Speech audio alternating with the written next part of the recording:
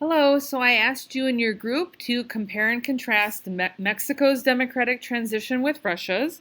What I want to do is go over what I think are some of the most important features of this comparison so that you can look at yours and sort of see what things you would want to add so this could be a useful study guide for you.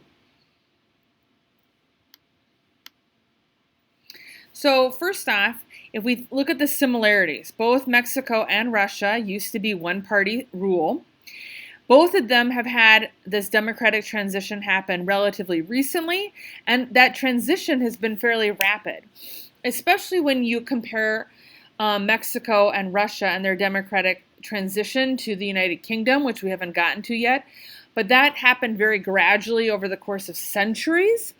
And what happened in Mexico and Russia happened over the course of decades. Corruption was and is a significant issue in both Mexico and Russia, both before their democratic transition and afterwards.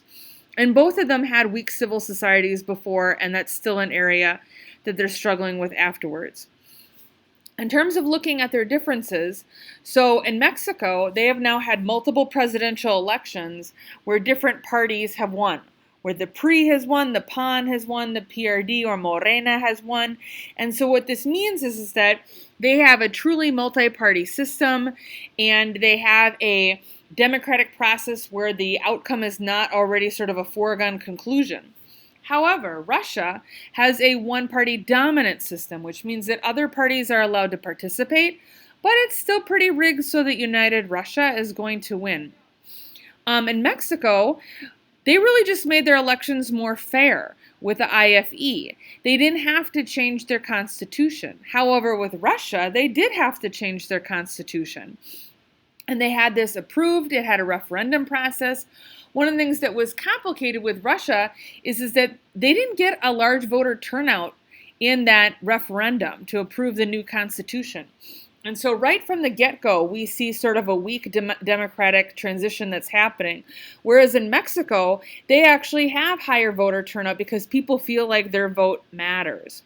In Mexico, we've seen this pretty consistent process of moving towards becoming a more substantive democracy. Political scientists, because this transition has happened so quickly, and because Mexico's democracy is still struggling in some other areas like rule of law, they don't feel like they can label it a substantive democracy yet, but that is the direction that they're moving. However, if you look at Russia, it's a procedural democracy with relatively little evidence that it's actually moving towards a substantive democracy. You know, Putin has been the leader of Russia in one capacity or another for most of my adult life, and he's gained a lot of power for himself. Currently, people are sort of making these comparisons with Mexico, saying that AMLO has given himself a lot of power, but it's not the same way that the situation has happened with Putin. Really, with AMLO, it's in the past 2 years. It's also during a period of a global pandemic. It remains to be seen whether or not this is a permanent or a temporary transition. But with Putin, we can see that, not only does he have a lot of power, but that has been true the whole time, and he's giving himself more. If you take a look at Mexico and Russia, one of the biggest differences between their democratic transitions is that in Mexico they had a democratic transition, but the economy stayed relatively the same. So in Mexico they have expanded the free trade with NAFTA and other agreements like this, and they've had economic changes, but overall they had capitalism before, and they have capitalism afterwards. However, if you look at Russia, they changed from having communism or a command economy to capitalism. They were doing both an economic and a political transformation at the same time. So that's a big difference. And you get that when you look at the fact that when they're making this political transition, they talked about glasnost, opening, so they were talking about increasing the democratic process, increasing civil liberties, but they also talked about perestroika, restructuring. So they were doing restructuring of the economy. They had a massive wave of privatization of government-owned businesses, and all of a sudden Russia, what used to be the Soviet Union, all of a sudden had unemployment and homelessness, which they hadn't had for generations because they had been operating under a command system.